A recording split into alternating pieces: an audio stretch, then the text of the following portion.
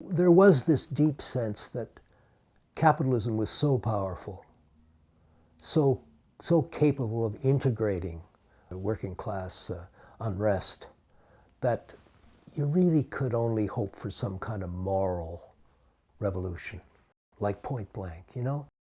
The gang thing ended for me at about 16. It didn't last very long. It went from 13 to 16. And then when I met George Martel and John Phillips, they got me thinking like different, you know?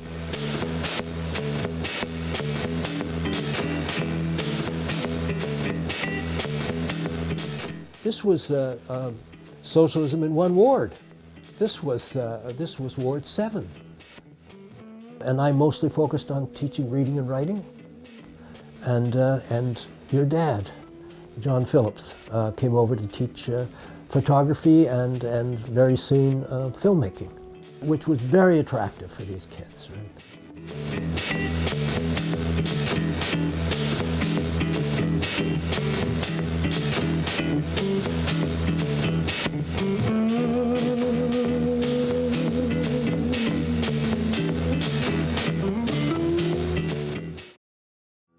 It was based on all kids from Cabbagetown, and we all had to be dropouts. A good chunk of its membership was French-speaking New Brunswickers, Acadians. So they had large families. In Cabbagetown, there was like 50,000 French Canadians. A lot of them were related to me. It just so happens my brother Gary ended up being a dropout. My girlfriend was a dropout. His girlfriend was a dropout. My best friend, Mike Pryor. And I had all these cousins that were dropouts. And it worked well because the teachers were dead serious. So they had gravitas. The kids knew that they weren't there because somebody was paying them to be there, right? They were there. All of us were volunteers. It was free of rules, regulations, all the stuff that you have in a regular school. Okay, you guys are gonna show up at John's place. He's gonna teach you photography. And we're like, yeah, right, okay, whatever.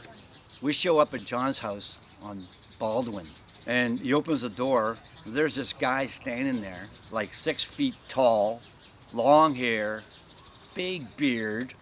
Oh yeah, you guys are from George, okay. I mean, I certainly supported them like crazy, right? But the person who did it all was John Phillips, with Clay, because Clay directed all of those films. My mother was there. She was so proud of me. You know, I'm this fucking punk making a movie, and then it played on TV all over Canada.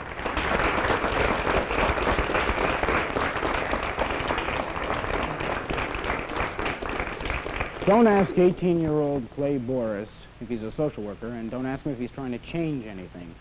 Because he'll tell you that all he wants to do is make films. And the kind of films he wants to make right now are about the life he has known in Toronto's Cabbagetown. And to him, that life centers on violence.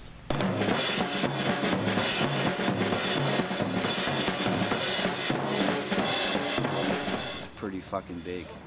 I was really proud of that. John said, I'm gonna do the camera work this time. I'll be the cameraman. And I'm like, wow, that's great, okay.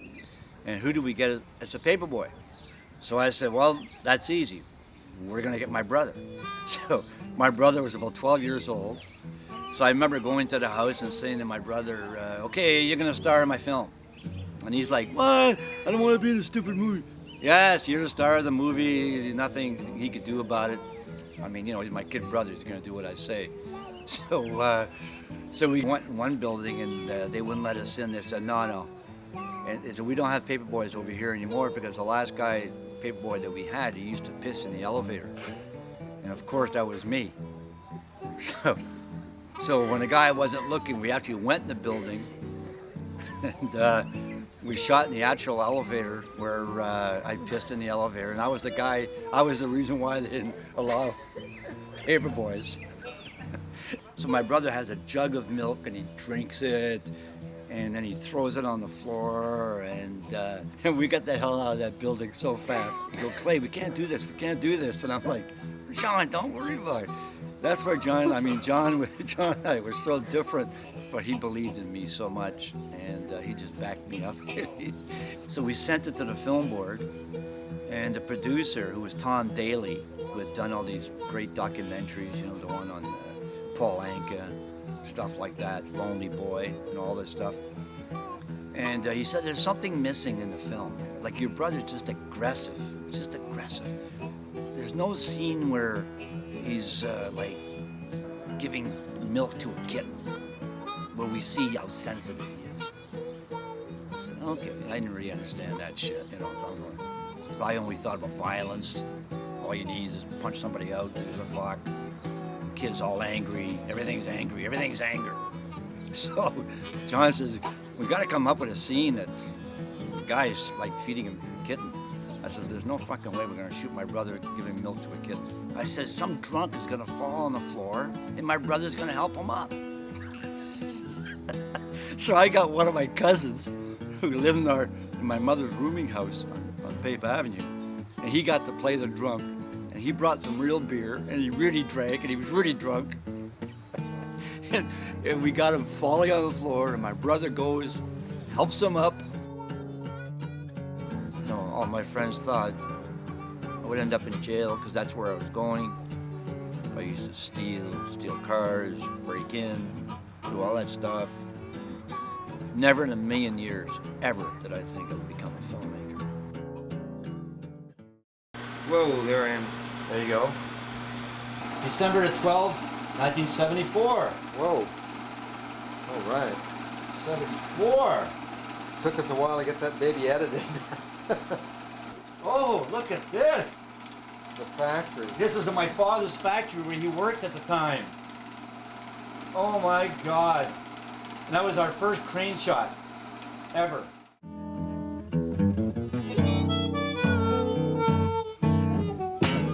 You know, I asked John one time, I said, this was only like about a year before he died. And he said, Rose's House is still my favorite film. And I'm like, why is Rose's House your favorite film and not Alligator Shoes? He said, because Rose's House was our first real meaty telling the working class person's story, your mother, how great she was, the whole thing. He said, for me, that's my favorite film that we did together. And all we had was an outline of a script. We didn't have a script. So I always say to my mother, okay, talk about this. We'd roll the camera and she'd talk about this with somebody on the, you know. And we got nominated for Best Screenplay. Oh, John and I were fucking laughing. Couldn't believe it, right? My mother got nominated for Best Actress of the Year. Can you imagine? My mother's a working class French-Canadian woman who can't read or write, and she got nominated for the Best Actress in Canada. That was the biggest thrill of my fucking life. And John and I were just like, yes! Your mother and everything, we all went to this fucking premiere in a limo. My parents being the first time in their life in a limo. My first time too, actually. So we rented this limo, we all went to the party. It never would have happened in a million years if John and I didn't meet at point blank. That school was very, very important to me. John was fundamental, not just to the fact they did pretty well for those kind of circumstances, but that they happened at all. I played the rotten social worker who was putting down his mom. So because of Point Blank, which gave me my biggest gift in life, was John Phillips. So